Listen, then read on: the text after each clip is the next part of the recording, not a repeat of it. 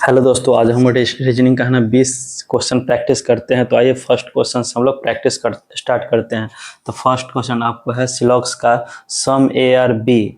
उसके बाद आपको स्टेटमेंट दिया है some A are B and conclusion में आपको 8 कंक्लूजन दिया है। तो कौन कौन सही है कौन कौन गलत है वो हम लोग सॉल्व करेंगे। तो पहले हम लोग वेन डायग्राम से देख लेते हैं इसका डायग्राम क्या बनेगा स्टेटमेंट का। तो सम ए आर बी है, यानी कि लिख सकते हैं कोई सम ए आर बी, यानी कि सम कुछ ए है ना, वो बी है। कोई दिक्कत? यहाँ पे आपका वेन डायग्राम बन गया सम ए आर बी का। हम लोग कंक्लूजन देखते हैं क्या होगा, क्योंकि यहाँ पे स्टेटमेंट में पॉजिटिव है तो आपका कंक्लूजन भी पॉजिटिव होना चाहिए सारा, यानी कि कंक्लूजन भी पॉजिटिव होगा। नेगेटिव जो भी कंक्लूजन होगा वो गलत हो जाएगा। देखते हैं, काट देंगे। तो फर्स्ट कंक्लूजन क्या है आपके यहाँ, सम ए आर नॉट बी, यानी कि जब स्टेटमेंट पॉजिटिव है तो कंक्लूजन नेगेटिव तो गलत हो गया ना। तो फर्स्ट आपका हो गया गलत। दूसरा सम ए आर नॉट बी, तो सम ए आर नॉट बी तो यहाँ गलत है, लेकिन इज पॉसिबल लगा दिया तो पॉसिबल के केस में सही हो जाएगा। तीसरा देखिए ऑल ए आर बी, यानी कि सम के केस में ऑल तो होगा नहीं पॉजिटिव स्टेटमेंट में, तो पॉजिटिव में ऑल नहीं हुआ तो गलत हो गया। ऑल ए आर बी, तो हमको पता है ऑल ए आर बी गलत है, लेकिन पॉसिबिलिटी लगा दिया तो हम सही कर देंगे। नो ए आर बी, जब स्टेटमेंट पॉजिटिव है तो कंक्लूजन नेगेटिव तो होगा नहीं, गलत हो गया। उसका देखिए no A are B is possibility, तो ये गलत हो गया, क्योंकि देखिए जब ये दोनों में है, जब पॉजिटिव स्टेटमेंट है तो नेगेटिव तो होगा नहीं, पॉसिबिलिटी में भी नहीं होगा, गलत हो जाएगा। सम बी आर ए, देखिए सम ए आर बी, यानी कि स्टेटमेंट ए से बी में जा रहा है ना, सम ए आर बी, तो सम बी आर बी सही होगा। देखिए सम ए आर बी, तो हम ये आप कहेंगे सही है, लेकिन ये गलत कैसे होगा? देखिए री स्टेटमेंट के कारण, जो ऊपर लिखा हुआ है वही नीचे उतार दिया, तो ये गलत हुआ क्योंकि ये री स्टेटमेंट है, री स्टेटमेंट के कारण। तो आपका यहाँ पे देख लीजिए कौन सही है कौन गलत है, सब पता चल गया ना। अब हम लोग है ना नेक्स्ट क्वेश्चन सेकंड नंबर देखेंगे। एवियन सिलॉक्स का क्वेश्चन आपका स्टेटमेंट आपका 3 दिया हुआ, कंक्लूजन 7 दिया हुआ। तो हम लोग देखेंगे स्टेटमेंट फर्स्ट क्या है, some A are B, second है ऑल सी आर बी, और थर्ड है सम बी आर डी। तो पहले हम लोग वेन डायग्राम बना लेते हैं फिर सॉल्व करेंगे। देखिए इसका some A are B, some A are B यानी कि कुछ ए है ओ बी है, सम ए आर बी का ए फर्स्ट स्टेटमेंट के अकॉर्डिंग होगा वेन डायग्राम। सेकेंड में है ऑल सी आर बी, यानी कि जितना सी है बी के अंदर आ जाएगा, जितना सी है वो सब बी है, तो ऑल सी आर बी हो गया। तीसरा सम बी आर डी, यानी कि बी ए है और डी हो गया। यहाँ पे ये अपना डायग्राम बन गया। और देखिए वेन डायग्राम बनेगा, आप कंक्लूजन देखेंगे सम सी आर ए, सी और ए, सी और ए के बीच में तो कोई रिलेशन नहीं है, क्योंकि सी यहाँ पे है ए यहाँ पे, तो जब रिलेशन ही नहीं है तो सम का तो केस होगा नहीं, गलत हो जाएगा। सम सी आर ए गलत हो गया। नो सी इज डी, सी और डी के बीच में कोई रिलेशन नहीं है तो गलत हो गया। नो का तो होगा ही नहीं क्योंकि स्टेटमेंट पॉजिटिव है, इससे तो कंक्लूजन नेगेटिव, गलत हो जाएगा। तीसरा है some A are definitely not D, यानी कि ए और डी के बीच में कोई रिलेशन, लेकिन नॉट का कारण डेफिनेटली मतलब ये होता है नॉट, तो ये भी गलत हो गया। चौथा का some B are A, some B, B और सी के बीच में कुछ, इसके तो ऑटोमेटिक होगा क्योंकि कुछ सी बी नहीं है, तो कुछ सी बी है तो कुछ बी भी सी होगा, तो ये स्टेटमेंट आपका कंक्लूजन सही होगा। चौथा नंबर। पांचवा देखिए all A R D is possible, all A R D, ये दोनों के बीच में तो आपका रिलेशन नहीं है, रिलेशन नहीं है तो पॉसिबल के केस में सही हो जाएगा। नो सी इज ए, कोई no C is A, no is possibility, no तो अगर डेफिनेटली केस में रहता तो गलत होता, लेकिन यहाँ पे पॉसिबल है तो सही हो जाएगा। Some D are not A, D और ए के बीच में नॉट कह रहा है, तो यहाँ तक तो गलत होगा, लेकिन यहाँ पे पॉसिबल लग गया तो सही हो गया, तो ये आपका सही हो गया। थर्ड नंबर आपका क्वेश्चन है, रैंकिंग का क्वेश्चन है। A is 13 from the left end 18 from the right, how many student in the line. तो ए ऑप्शन दिया हुआ 18, बी दिया हुआ 25, सी दिया हुआ 30, डी दिया है 35। तो हम लोग इसको सॉल्व करेंगे। यानी कि कह रहा है ए है 13, लेफ्ट से 13 है, और ए कहीं दिया हुआ है राइट से 18। तो टोटल स्टूडेंट पूछ रहा है, तो टोटल का फॉर्मूला होता है लेफ्ट प्लस राइट -1, यानी कि 13 प्लस 18 -1। तो 8 3 11 के 1 1 2 31 -1 यानी कि 30 आंसर हो गया, यानी कि सी आंसर हो गया। नेक्स्ट नंबर क्वेश्चन 4 है कि Kartik is 17 from the left and Deepak is 24 from the right, if they interchange their position Deepak will become the 30 from the right, how many student between them. तो पूछ रहा है कि interchange का question है। इसमें दिया हुआ आपका देखिए क्या क्या दिया हुआ। कार्तिक का दिया हुआ, कार्तिक का आपको दिया हुआ है 17 लेफ्ट से कितना कार्तिक का है 17 नंबर, एंड दीपक का क्या दिया हुआ, दीपक का दिया हुआ है राइट से 24 नंबर। तो हम आपको क्या बोले थे, अगर इसका लेफ्ट से दिया होगा इंटरचेंज का पोजीशन के बाद भी इसका लेफ्ट से भी दिया होगा तो इसका राइट से आएगा, ठीक है। तो देखिए if they interchange their position Deepak will be the 30 from the right, तो यहाँ पे दीपक का राइट है तो इधर भी राइट देगा, तो ये 13 हो गया। तो पूछ रहा है कि how many student between them, तो दोनों के बीच में कितना स्टूडेंट होंगे। तो देखिए जब 24 था तो 30 हो गया, तो ये 17 है तो ये कितना हो जाएगा। तो देखिए 24 6 30 होता है, तो ये भी 6 ही बढ़ेगा, तो 17 6 23। अब यही पूछ रहा है कि ये तो हो गया आपस में इनका नया पोजीशन आ गया। तो यही पूछ रहा है कि बिटवीन दोनों के बीच में कितना स्टूडेंट होंगे। तो हम बिटवीन निकालना होगा, तो बिटवीन कैसे निकालते हैं, जैसे हम बिटवीन कहेंगे निकालने के लिए, तो जितना बीच में जो नंबर आ रहा है ना उसमें से -1 कर देंगे, यानी कि जितना बढ़ा नंबर है उसमें से -1 कर देंगे तो बिटवीन स्टूडेंट हो जाएगा। तो बढ़ा हुआ कितना है, यानी कि इंक्रीज नंबर कितना है, इंक्रीज नंबर -1, इंक्रीज है 6 प्लस -1 कर देंगे, तो टोटल कितना बीच में कितना स्टूडेंट होंगे 5। तो ऑप्शन बी। नेक्स्ट क्वेश्चन है आपका क्यूब का, 5th नंबर है। 5 centimetre cube is painted by the blue color, then it is cut into the 1 centimeter small cube, find the number of cubes in which one surface is painted। Option है 54 60, सी का 72, D का 68। तो हम देखिए कैसे इसको solve करेंगे। पहले निकालेंगे इसका n इक्वल टू होता है big cube side by small cube side. तो बिग क्यूब साइड कितना 5, स्मॉल है 1 इक्वल टू n का वैल्यू हो गया 5। तो फर्स्ट आपका क्या क्या हो रहा है, 1 सरफेस पेंटेड क्वेश्चन निकलना है।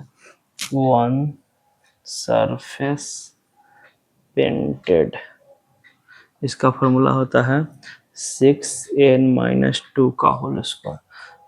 6n हो गया आपको 5 पुट करेंगे -2 का होल स्क्वायर, यानी कि 6 5 में से 2 गया 3 3 का होल स्क्वायर, 3 का होल स्क्वायर होता है 9 इंटू 6 यानी कि 54 आंसर हो गया, यानी कि ऑप्शन ए आंसर आपका हो गया।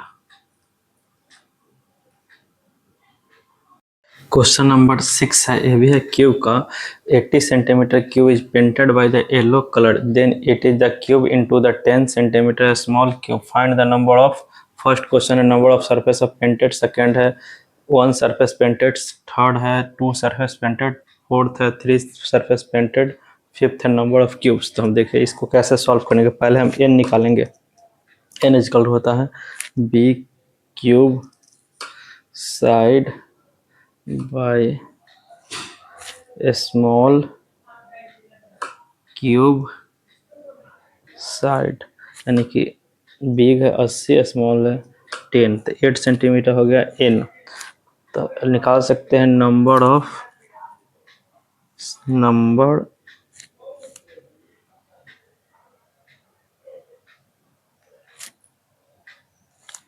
No surface painted. फर्स्ट है क्या, no surface painted, no surface painted. First question है ये। इसका फॉर्मूला होता है n माइनस 2 का क्यूब, यानी n हो गया 8 माइनस 2 का क्यूब, यानी कि 6 का क्यूब 216। फर्स्ट का हो गया। सेकेंड का है वन सरफेस पेंटेड। आपका वन सरफेस पेंटेड का फॉर्मूला होता है 6n माइनस 2 का होल स्क्वायर। 6n हो गया आपको 8 माइनस 2 का होल स्क्वायर, यानी कि 6 के स्क्वायर 36, 36 गुना 6 216। इसका भी 216। तीसरा क्वेश्चन आपका है two surface painted. Two surface painted का होता है 12 इंटू n माइनस 2, यानी कि 12 n 8 माइनस 2, यानी कि 6 गुने 12 12 छक 72। ये हो गया आपका फोर्थ नंबर है। थ्री सरफेस पेंटेड, ये तो ऑलवेज होता है 8 ऑलवेज। फोर्थ हो गया आपका फिफ्थ नंबर है नंबर ऑफ क्यूब्स, तो होता है n क्यूब। तो n कितना है 8 है, 8 का क्यूब 512।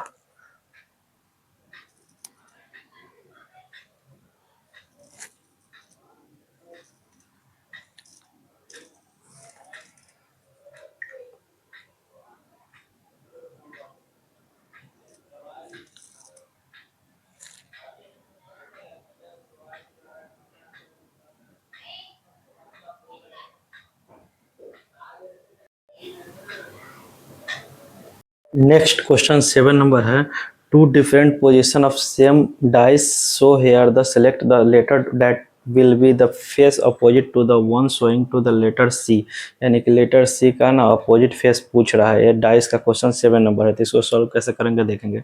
पहले इसमें से कोई एक का लेंगे जो कॉमन होना चाहिए, ठीक है।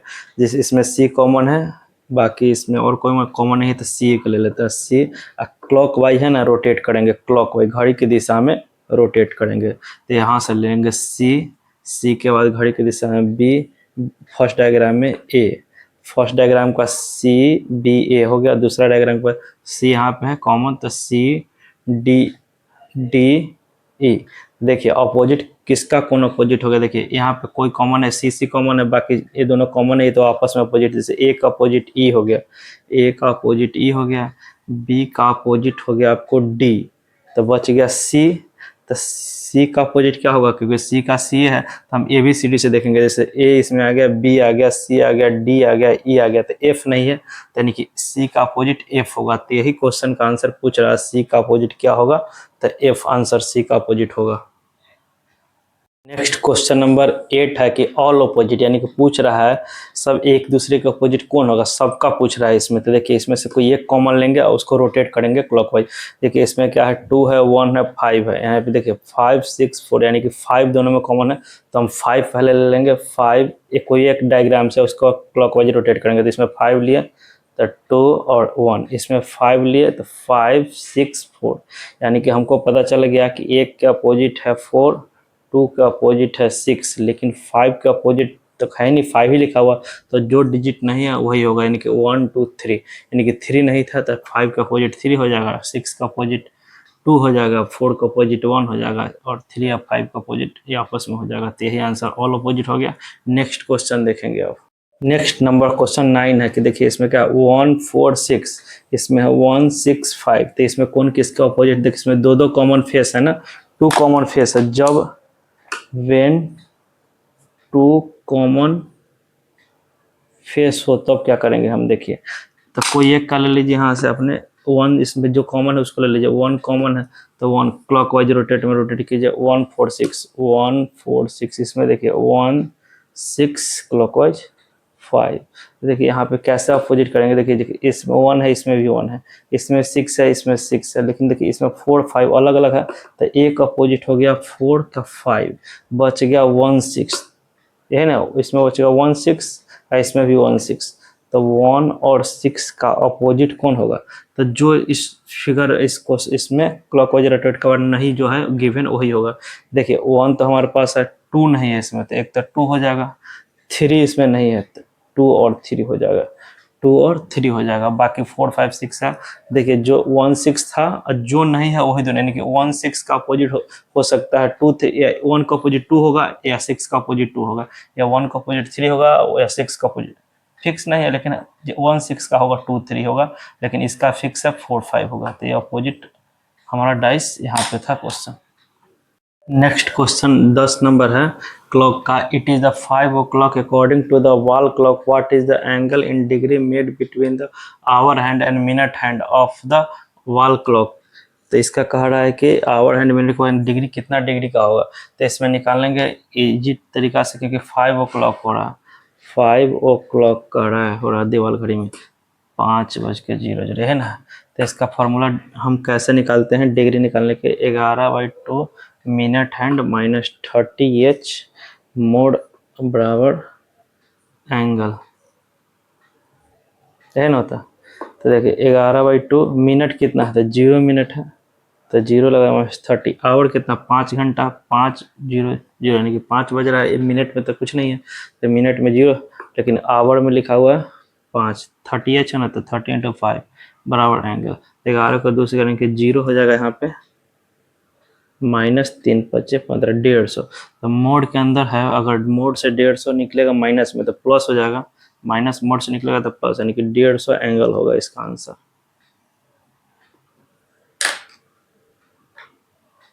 11 नंबर क्वेश्चन है। इट इज 9:10:30 यानी कि 9:10:30 clock according to a wall clock what is the angle made between the hour hand and minute hand. तो बोला कि 9:10:30 हो रहा है, यही हो रहा है। उसके बाद इसमें पूछ रहा है कितना डिग्री होगा वो, तो 30 सेकेंड को हम मिनट में चेंज कर देंगे तो कितना होगा, 0.5 मिनट, यही ना होगा। तो लिख सकते हैं 9:10 10.5 मिनट, ये ना होता है। फॉर्मूला क्या है, 11/2 मिनट हैंड माइनस 30 आवर बराबर एंगल। तो देखिए यहाँ पे 11/2 इंटू मिनट कितना है 10.5, 10.5 माइनस 30 इंटू एच कितना आवर है 9 बराबर एंगल। 11/2 को 10.5 से गुना करेंगे तो डिवाइड कर देंगे इसको, तो 5.25 को 11 करेंगे तो आपका हो जाएगा 57.7। तो उसके बाद है कर देंगे तो 57.75, यानी कि 57.75 माइनस 270, यानी कि आपका आ जाएगा मोड में -212.25। तो मोड से बाहर एंगल निकलेगा तो 212.25 पॉजिटिव होता है मोड से बाहर निकलते ही। तो आपका आंसर हो गया 11 नंबर क्वेश्चन का। क्वेश्चन आपको कह रहा है क्या, how much angular distance will be the minute hand of an accurate clock in a period of the 3 hours 10 minute. यानी कि आपका क्वेश्चन कह रहा है कि एक सही समय बताने वाली घड़ी की मिनट सुई 3 घंटे 10 मिनट की अवधि में कितने कोणीय दूरी तय करेगी, यानी कि पूछा एंगुलर क्लॉक कितने करेगी। तो इसको हम सॉल्व करेंगे कैसे, देखिए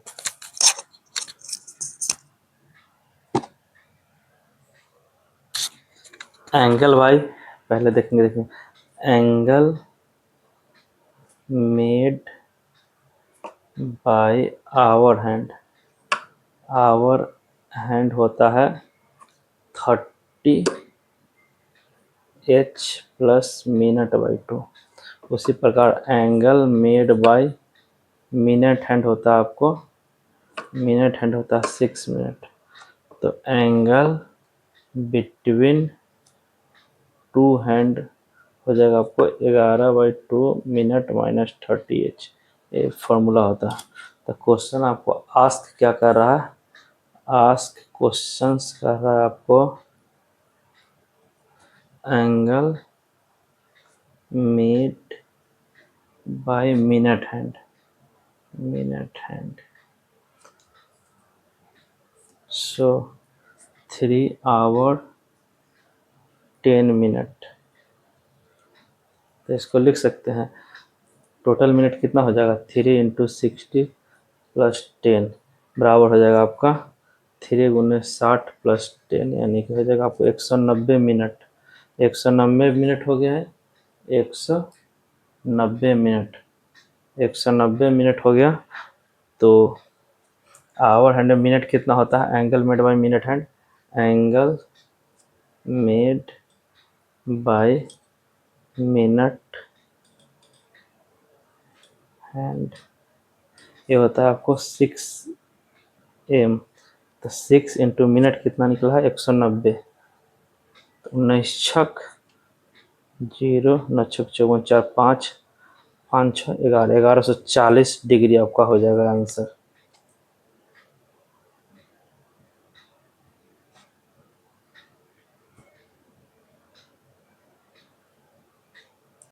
नेक्स्ट क्वेश्चन आपका है कैलेंडर का। 15 जनवरी 1964 का कौन सा दिन होगा? एक क्वेश्चन आपका है कैलेंडर का। तो इसके निकालने के लिए आपको क्या करेंगे? पहले हम है ना कोड लिख देंगे। तो कोड हम लोग लिखेंगे क्या? जैसे देखिए कोड होता है, ये क्या है? 1964, ठीक है। तो इसका कोड आपका हो जाएगा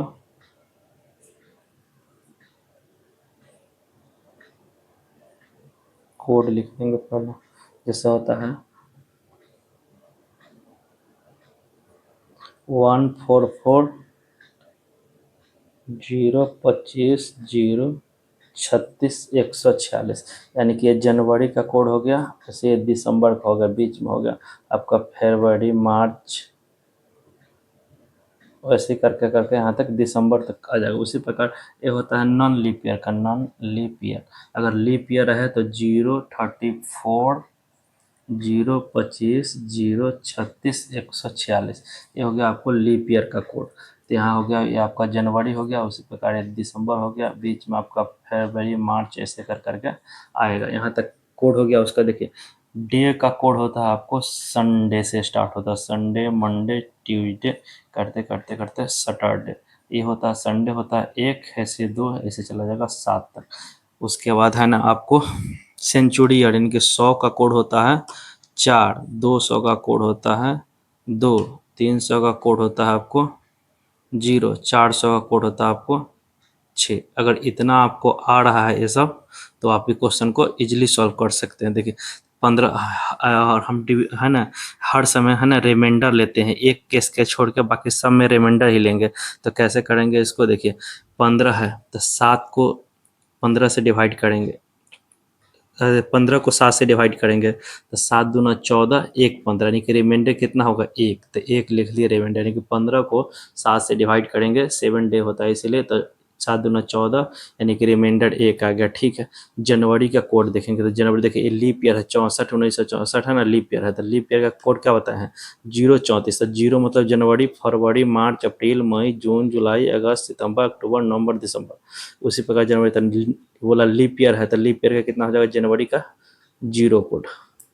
तो अब 15 का कोड हम लोग लिख दिए, जनवरी का लिख दिए। देखिए 1964 से, यानी कि 1900 क्या होगा?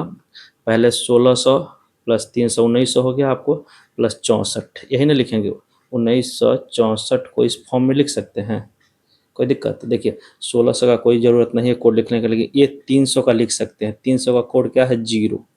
यहाँ से 300 का कोड 0 हो गया। तो यहाँ तक 15 जनवरी 1900 का कोड हो 1900, 1600 + 300, 1900 के बच गया 64। तो 64 के 2 पार्ट में तोड़ेंगे, 64 के 2 पार्ट में तोड़ेंगे। एक तो 7 से डिवाइड करेंगे, एक 64 को 4 से डिवाइड करेंगे। तो 7 से डिवाइड करेंगे तो इसको लेना है रिमाइंडर, और 64 को 4 से डिवाइड करेंगे तो कोशिएंट लेंगे। तो 7 से डिवाइड करेंगे 64 को, तो रिमाइंडर लेना है 7 9 63, यानी कि एक रिमाइंडर बच गया 64 में, तो 1 लिख देंगे। इसका है ना 4 से डिवाइड के कोशिएंट लेना है, क्यू लेना है। तो 16 चौका 64, यानी कि 16 हो गया आपको कोशिएंट। बाकी फिर से 7 से कर देना क्योंकि डे में लाना है।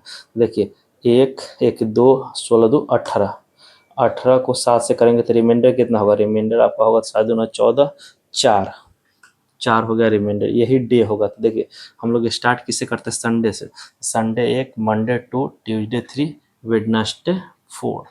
वैसे प्रकार वेडनेसडे का थर्सडे 5, थर्सडे का फ्राइडे 6 और सैटरडे 7 या 0 लिखते हैं। तो हमारा कितना? 4 है। 4 किसका कोड है? वेडनेसडे का।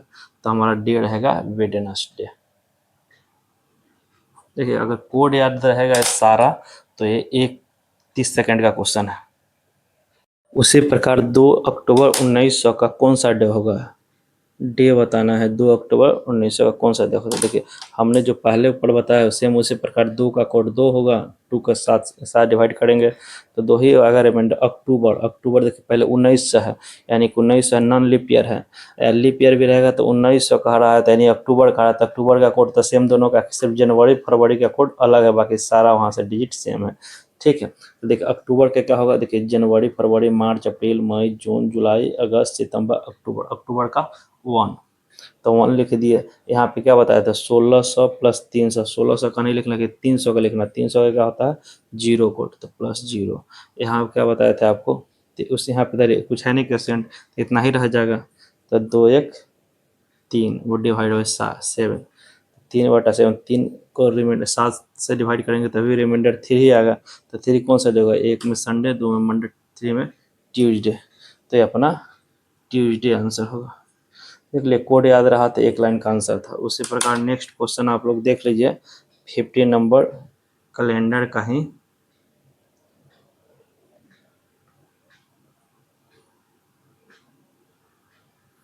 चौदह जनवरी 2005 का कौन सा डे होगा। देखिए 14 का 7 दूना 14 यानी कि 0 रिमाइंडर, ये है non leap year, non leap year है तो 144 यानी कि जनवरी का 1 हो गया। 2005 यानी कि 2000 को लिख देंगे 2000 और 5 यही ना होगा, तो 2000 का तो लेंगे नहीं, 5 का लेंगे तो 2000 में कितना हो जाएगा आपको, अगर 400, 4 पंचे 20, 400 हो गया ना, 16 4 20, तो आपको 400 का कोड क्या होता है 6, बच गया 5, 5 को रिमाइंडर 7 से डिवाइड करेंगे तो 5 ही होगा, 5 को 4 से करेंगे कोसेंट तो कितना होगा 1 होगा, 7 से डिवाइड करेंगे। देखिए ये 5 है ना, 5 को 2 बार बोले ना, 5 को 4 से डिवाइड करेंगे तो कोसेंट लेना है, 5 को 7 से डिवाइड करेंगे तो रिमाइंडर लेना है, तो रिमाइंडर तो 5 होगा, कोसेंट 1 आ गया, 5 रिमाइंडर लिख दिए, कोसेंट आपको 1 आया है तो कोसेंट 1 लिख दिए। 2000 का कोड यानी कि सेंचुरी वाला 2000 हो गया ना, 400 1600 400 2000 यानी कि 400 400 का 6 लिख, जनवरी का 1 लिख दिया, 24 का 14 का 0 लिख दिया, तो 6 1 7 7 1 8 8 5 13, 13 डिवाइड 7,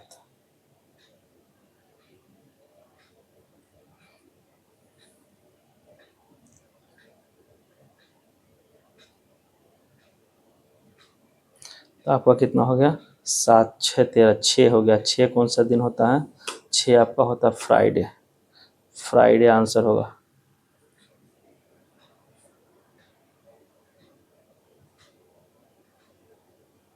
नेक्स्ट आपका क्वेश्चन है कोडिंग डिकोडिंग का, कि देखिए RPSQ का मतलब हो गया IGJH, तो QWCL का क्या मीनिंग होगा। तो देखिए R का कोड होता है 18, इसका होता है 16, इसका होता है नंबर 19, इसका होता है आपको Q का 17।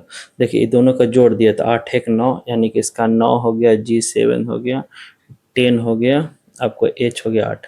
देखिए 8 1 9, 6 1 7, 9 1 10 और 1 7 8। उसी प्रकार Q होता है 17, W होता है 23, C होता है 3, L होता है 12। तो इसको देखिए 1 7 को जोड़ेंगे तो 8, 8 का होता है H, W 2 3 5, 5 होता है E यानी कि 3 का 3 ही रहेगा, C ही रहेगा, L का 12, 1 1 2 2 1 3 यानी कि HECS इसका आंसर होगा। कोडिंग डिकोडिंग का क्वेश्चन था। नेक्स्ट क्वेश्चन आपका है कोडिंग डिकोडिंग का, जैसे देखिए REMOVE का लिख दिया SCPKAY, तो इसको किस वे में लिखा है पहले हम ये देखेंगे। तो R का नंबर डिजिट लिख देते हैं, R का होता है 18, E का 5, M का 13, O का 15, V का 22, E का 5, S का होता है 19, C का 3, P का 16, K का 11, A का 1, Y का 25। देखिए 18 को 1 जोड़ेंगे तो 19 आ गया, 5 में से 2 जाएगा तो 3 हो जाएगा, 3 में से 13 3 16, यानी देखिए 1 इसमें जोड़ा, 2 इसमें घटाया, 3 इसमें जोड़ा, 4 इसमें घटाया, 5 इसमें जोड़ा, और 6 इसमें घटाया, यानी कि एक में ऐड कर रहा है, दूसरा में इसमें ऐड कर रहा है फर्स्ट केस के लिए, सेकेंड में आपको -2 घटा रहा है, थर्ड में 3 ऐड कर रहा है, फोर्थ में -4 कर रहा। सेम उसी प्रकार चल देखिए सॉल्व। एस होता है आपको 19, ओ 15, एल 12, वी 22, ई 5। फर्स्ट में एक जोड़ना है तो 19 एक 20, यानी कि टी हो गया। इसमें 2 घटाना है तो 15 है तो 13, 13 एम होता है। इसमें 3 जोड़ना है, 12 3 15, 15 ओ हो गया। इसमें 4 घटाना है, 22 में से 18 में से 4 का 22, 18। इसमें 5 जोड़ना है, यानी कि 5 5 10। तो ये आपका आंसर हो गया। क्वेश्चन 18 नंबर है, टॉपर को लिख दिया है SDQOPS। तो इसका वैल्यू पहले लिख देते हैं। एस होता है, टी होता है 20, ओ होता है 15, पी होता है 16, 16 ई होता है 5, आर होता है 18। ई हो गया, एस हो गया 19, डी हो गया 4, क्यू हो गया 17, ओ हो गया 15, पी 16, एस 19। देखिए तो इसको क्या लिखे, 18 + 1 19, 5 - 1 4, 16 1 17 +1 16 -1, यानी क्या समझे, इधर से लेना है, राइट से लेना है, और यहाँ से इस साइड से लेफ्ट लिखना है, इस साइड से राइट लिखना है। तो उसी प्रकार इसमें ग्रेड का कितना था, G7 H18 E5 A1 T20। तो इधर से आपको राइट लेना है और इधर से लेफ्ट लिखने चला था। 20 है तो 20 + 1, जिसे +1 कर रहा था, +20 1 21, 21 आपको होता है EU। ठीक है, फिर उसके बाद 5 था तो 4 एक घटा दिया, यानी कि ए में से 1 गया तो Z।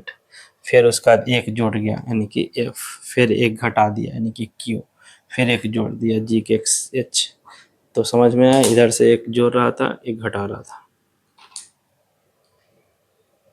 नेक्स्ट क्वेश्चन आपका, नॉर्मल को लिख दिया है NORML, नॉर्मल को लिख दिया OQUFR, यानी कि कोड लिख देते। पहले N होता है 14, O होता है 15, R होता है 18, M होता है 13, A होता है 1, L होता है 12। इसको लिखिए आप 15 17 21 17, क्यों है F6 R 18। तो इसको किस में लिखा है, 14 है तो 15 लिख दिया, 15 है तो 17, 18 है तो 21, यानी कि इधर से 1 बढ़ाया इसमें, फिर उसका 2 बढ़ाया, फिर उसका 3 बढ़ाया, 18 3 21, यानी क्या समझे, 1 2 3 बढ़ाते चले गए। तो यहाँ पे 19 है, 21 है, 16 है, 5 है, 18। तो 1 जोड़ेंगे तो 19 1 20 टी हो गया। 21 में 2 जोड़ेंगे तो 23 डब्लू। 16 में 3 जोड़ेंगे तो 19, फिर 4 जोड़ेंगे तो डब्लू आई, फिर 5 जोड़ेंगे तो हो गया। नेक्स्ट क्वेश्चन है आपको, कोडिंग डिकोडिंग का है। बॉयज को CP ZP लिख दिया था, गर्ल का पूछा तो बॉय का कोड होता है 2 15 Y 25 Z, एस होता है 19, CP Z पे 3 16 26 20। देखिए 2 का 1 जोड़ दिया 3, 15 1 16, 25 1 26, 19 1 20, यानी कि 2 से 1 जोड़ते चला गया, 15 1 16, यानी कि सामने 1 1 जोड़ रहा था। G7 होता है I9 R 18 L 12। तो यानी कि G7 है तो H 1 जोड़ दिए तो 9 का J 10 हो जाएगा, R का S हो जाएगा, L का M हो जाएगा। नेक्स्ट में स्टूडेंट्स को लिख दिया RS MD CT SR। उसके बाद टीचर का पूछ रहा था। देखिए पहले कोड लिख देते, S होता है 90, T होता है 20, E होता है 21, D4 E5 N 14, T20 S 19। उसी प्रकार R 18 S 19, M 13, D4 C3 T20 S 19 R 18। देखिए तो यहाँ पे क्या किया है, 19 में से घटा दिया 18, 20 में से घटा दिया 19, 14 में से घटा 13, यानी कि एक एक माइनस करते जा रहा है। इधर से राइट से लेफ्ट, यहाँ से कर दिया -1 -1 -1 -1, यानी कि सब में -1 -1 करते जा रहा है। उसी प्रकार टीचर है तो टीचर का कोड लिख देंगे 20 E5 1 C3 H8 E5 R 18। देखिए इधर से घटाना है, 18 से गया तो 17, यानी कि Q 5 में से गया 4, यानी कि D H 7 में 8 में से 1 गया 7 7 होता है G। उसी प्रकार B D S आंसर हो जाएगा।